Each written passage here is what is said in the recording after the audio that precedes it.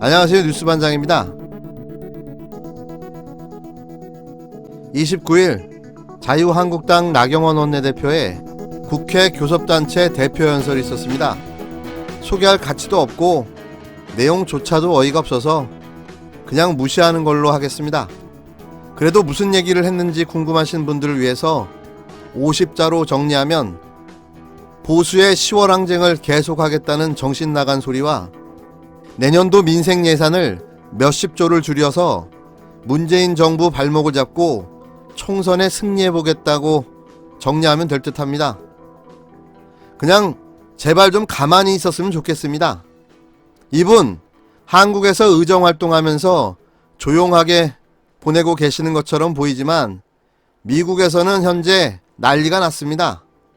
나경원 원내대표의 아들 김현조씨 예일대 총장한테 호출당하는 일까지 생기면서 현재 부정입학 의혹과 미국 출생과 관련된 내용이 연일 현지 언론을 통해서 보도되고 있는데요.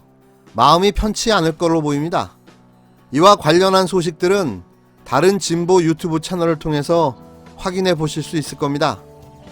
29일 오후 6시 유시민 노무현 재단 이사장이 검찰의 질문에 공개 답변이 예정되어 있는데요.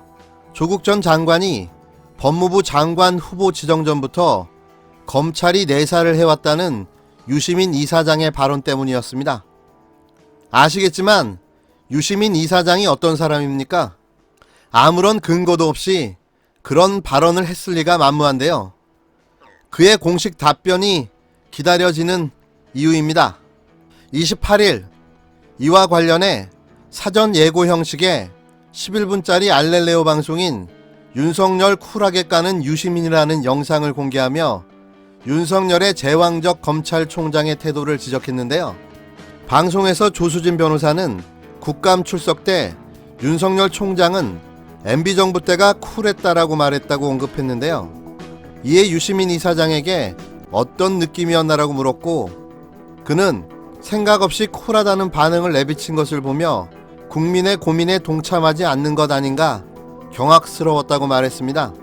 유 이사장은 정부와 검찰의 맥락에 대해 설명을 드리면 MB정부가 출범했을 때 검찰이 빚을 많이 졌다. BBK는 당시 특수부가 덮었고 노무현 정부에서는 검찰 개혁을 시도했지만 MB정부가 출범을 하며 두 주체의 이해관계가 맞아떨어져서 급격하게 결탁하는 관계로 넘어갔다고 설명했습니다.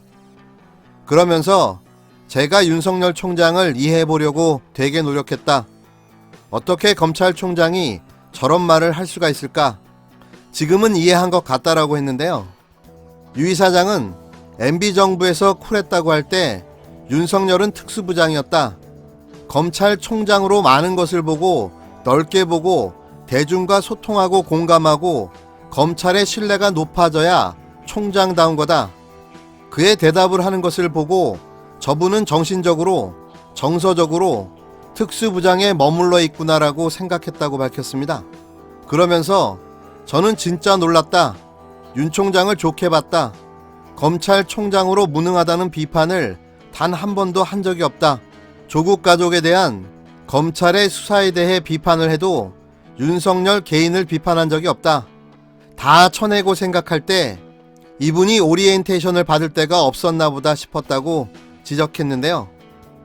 이에 대해 서보경 경희대 법학전문대학원 교수는 윤 총장은 뼛속 깊이 검찰주의자라고 말하기도 했습니다.